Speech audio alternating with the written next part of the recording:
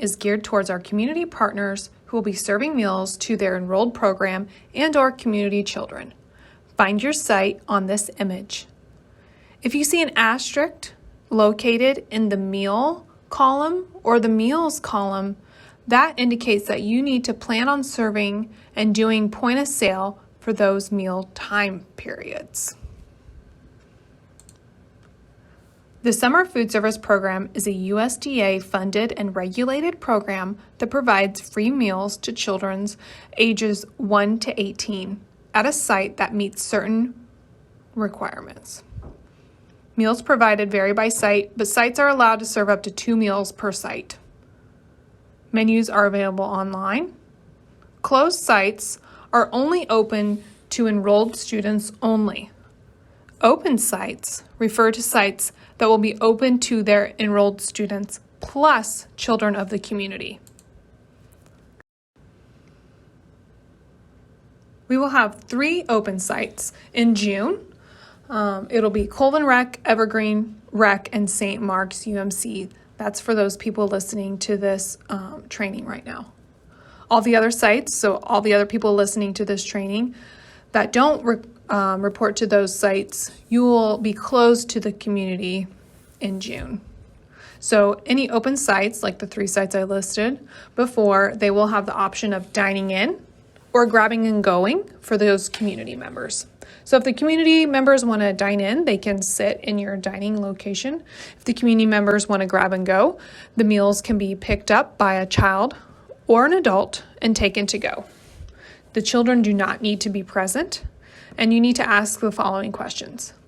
How many children do you have that are between the ages of 1 and 18? And do any of these children attend a USD 259 program where meals would be provided? Let's discuss how to set up your site.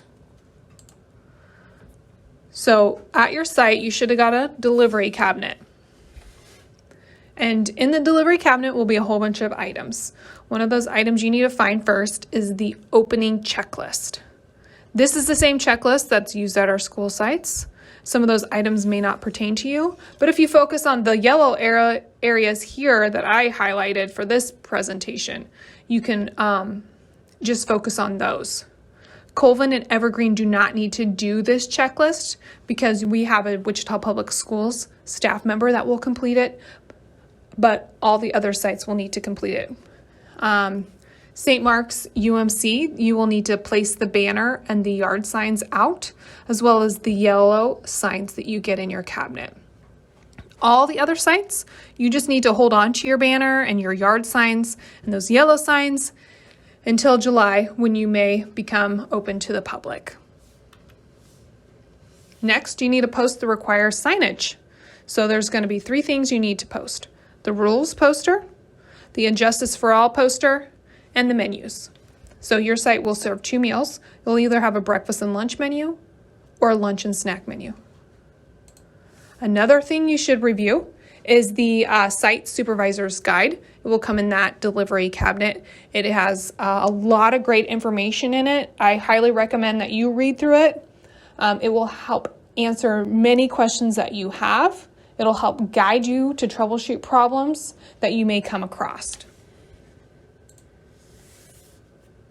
And you will also need to set up a share table area. It can be on a cart or a table, whatever is available at your site. If you have an ice pack available or ice, you can use that to keep cold share table foods cold. We will discuss what to do with the share table later, but after that, you should be all set up, ready to serve your meals. All right, meal guidelines. First, we're going to talk about breakfast and snack. Actually, breakfast and snack will have the same menu. We don't have any sites that are serving just breakfast and snack. We do have sites that are doing breakfast and lunch or lunch and snack. So we're actually going to have the same menu at breakfast and snack. When you serve breakfast or snack at your site, you must have the children take all 3 items. There's an entree, a juice, and a milk. If you're a snack site, such as Atwater, Colvin, Evergreen, and McAdams, again, you will serve the breakfast lunch at snack time. Lunch will consist of the choice between 2 boxed lunches served in a to-go hinged clear box. Usually we'll have a hot option and a cold option every day except for Friday, which will have 2 cold options. Milk must be served with the box lunch. A child cannot just take a milk or take the box. They have to take the box and the milk. If you have a child that needs a special diet, you will receive some special diet request cards in your opening packet. Give this card to the parent. Special diets are given to children who have food allergies or they need modified textures. This card instructs the parent to call Wichita Public Schools Nutrition Services to request a special diet. The child must attend the site regularly for us to provide a diet. If a child requires the diet, we will send a menu to your site and we will have a labeled meal at your site for them that you will receive when a modified meal is needed. You will receive deliveries daily of food. They will be delivered by the Wichita Public Schools Nutrition Services delivery driver. Breakfast items are delivered the day before they are served. So, for example, today we will receive today's lunch and tomorrow's breakfast. The delivery driver will place all the items in the cooler so they are under refrigeration. This is to maintain the proper temperatures of the food. Time to talk about how to serve breakfast or snack at your site. When it is time for breakfast, the first thing you should do as best practice is to wash your hands.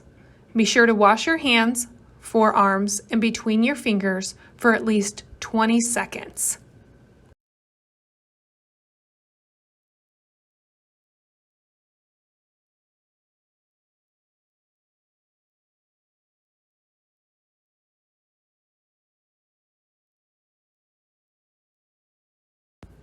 First thing we need to do is find the breakfast paper.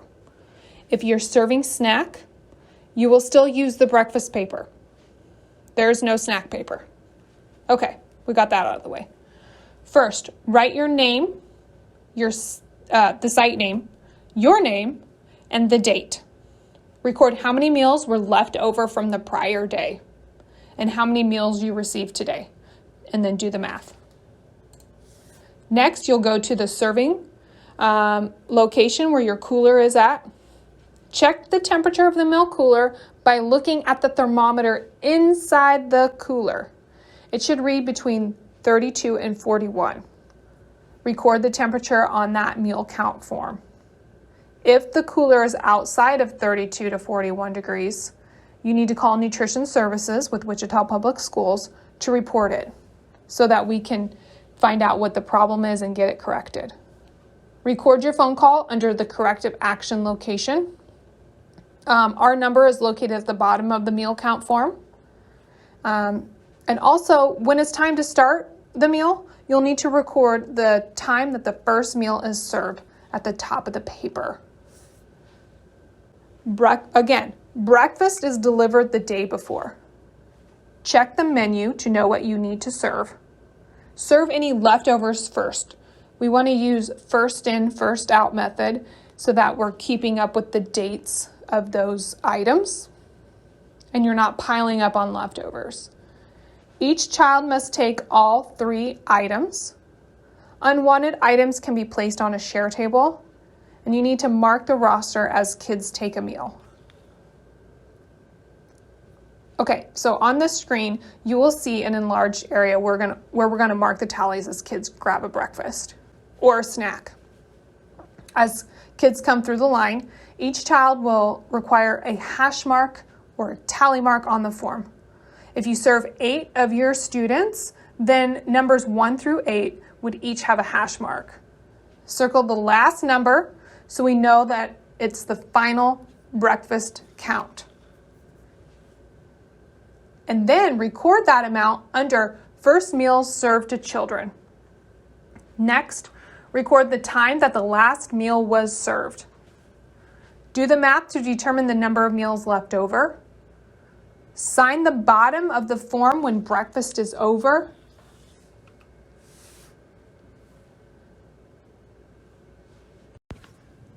Accidents happen. If a student accidentally drops a meal and needs a new one, you will record another hash mark as a first meal served to a student, and then record a number 1 under discarded or dropped meals. You can also mark the numbers instead of writing a number 1 if you feel like it's going to be more than 1. Unwanted items can be placed on a share table. Share table items need to be collected at the end of the meal. Go through the share table items. Anything that is cold or perishable must be discarded, like a string cheese or a yogurt. Shelf-stable items can be kept and returned to the kitchen and placed in the cooler to be used at the next meal period. Meals are free for students only, but if an adult wants to purchase a meal, that's fine. They can for $2.50 for breakfast or snack, and $4.35 for lunch. Exact change is required. We don't keep change on hand. Just remember that if you collect money from an adult, you need to put it in an envelope, write the name of your site, the date, and the amount that's in the envelope, and return that envelope with your paperwork at the end of the week. Let's recap. You will serve and do point of sale at breakfast or snack. At the start of breakfast or snack, check the cooler to make sure it's within working order. Point of sale must occur on the meal count form. Record a hash mark for each student who takes a meal. Circle the last hash mark to indicate the total number of meals served. Return any share table items to the serving area, go through it, discard any perishable items, keep shelf-stable items. And meals are for children only, including share table items. Even those items that are going to be discarded or expired, you can't give those away to adults, they're just for children. All right, time to move on to lunch. Serving lunch is really similar to serving breakfast or snack in the summer program. Each child will receive 1 lunch box and 1 milk. There will be a choice between a hot entree and a cold entree on most of the days. So let's talk about how to serve lunch. Every site will serve lunch except for Evergreen and Colvin because we are supplying a staff member from Wichita Public Schools to serve lunch. When serving meals, you want to place the box lunches on the counter or on a table, whatever kind of setup you have or works for your space. You will stand after the box lunches, so kind of like at the end of the line, with a pan of hot food on the days we serve hot entrees. As the kids walk by, you'll need to look in their boxes. If they have a cold entree, you don't need to give them the hot one. But if they got the box that doesn't have an entree in it, you will put a hot food on top of the box. We will give you deli paper. You'll use the deli paper as a barrier between the hot food and the box. You're going to mark the tally as kids walk by with their meal. Again, first thing you need to do is wash your hands thoroughly for 20 seconds. Then you're going to go to the location of the coolers, open up the coolers, and look at the temperature of the inside dial of the cooler. If you have 2 coolers, you'll need to record both of those cooler temperatures. It should read between 32 and 41 degrees. Record that temperature on the meal count form, just like we did for breakfast or snack.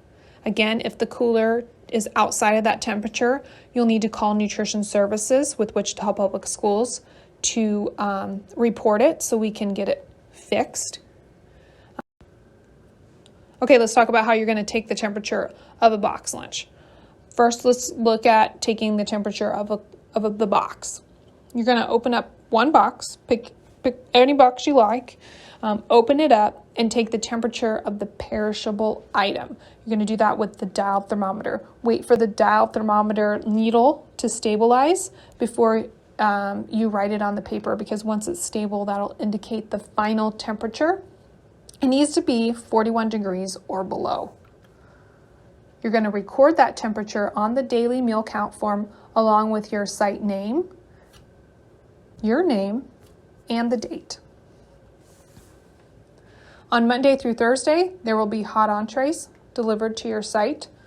Hot entrees will be arriving in a hot holding cabinet. You'll need to take the temperature of the hot entrees to ensure that they are safe to serve. In this example, we use peanut butter and jelly because that's what we had, but obviously peanut butter and jelly isn't served hot. We're just going to pretend it's a hot entree. Hot entrees should be above 135 degrees Fahrenheit. Again, take your dial thermometer and poke it inside the entree. Wait for the reading, the needle to stabilize on the dial thermometer, and record that temperature on your daily meal count form. So here we'll show you where you need to record it.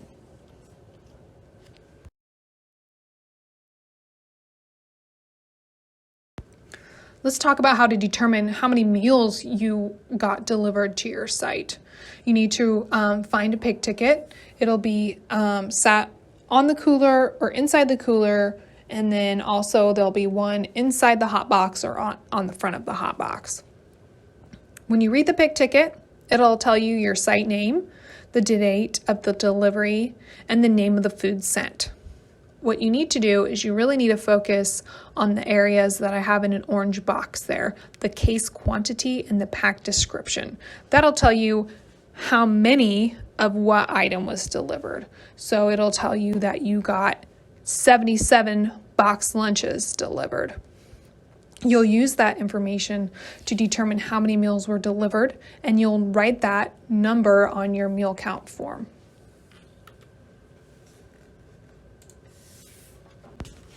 To serve lunch, each student will take one box lunch and one milk. If the student chooses the cold entree, they do not get a hot entree. If a student chooses the hot entree box lunch, they will need a hot entree added to their meal. You can add the hot entree by placing the hot entree on top of the box lunch or put it inside the box, whatever you prefer and what time allows for you. If you're going to place it on top of the box, use deli paper as a barrier between your hands and the hot entree. So if you have leftover food, here's what you do. If you have leftover hot food, at the end of lunch, you're going to discard all those hot entree items. You're going to record the total number of discarded hot food items on the hot food information sheet. It's going to be a sheet that's going to be taped on the hot food cabinet. For cold foods, if you have leftover cold boxes, you can keep those for one more day and served at the next day. So if we have some leftover today, we can serve them tomorrow. You're going to record the total number of leftover cold boxes under the meals left over on your meal count form. You'll need to call and place an order every day, so we know here at Wichita Public Schools how much food you need tomorrow. When you call in your meal order, tell us how many you have left over so we can take that in consideration to how many meals we need to send you tomorrow. And those leftover meals that you have from today should be offered first tomorrow so they can be used up. Well, how do you keep track of which ones the old box lunches are from previous days?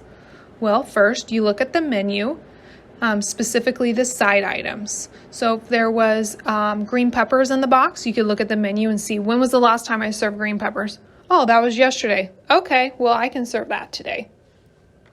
Remove any box lunches that contain any items that are more than a day old. So if we still have at the end of today's meal yesterday's boxes left over, and we're going to have to save those to tomorrow, we can't. So you can only save them for one day, and you're going to have to open up those boxes and dump them in the trash. Box lunches cannot be kept more than 2 days. That's for food safety reasons. The day they delivered is day 1, and then tomorrow is day 2. After tomorrow, they would need to be discarded. As lunch is concluded, we need to finalize the meal count form.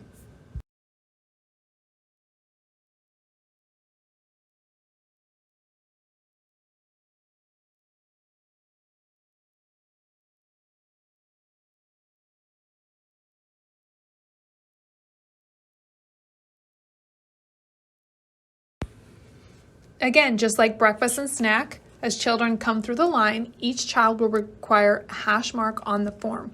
If you serve 8 of your program students, then numbers 1 through 8 will each have a hash mark. Circle the last number so we know that's the final lunch count. Next, record the time that the last meal was served.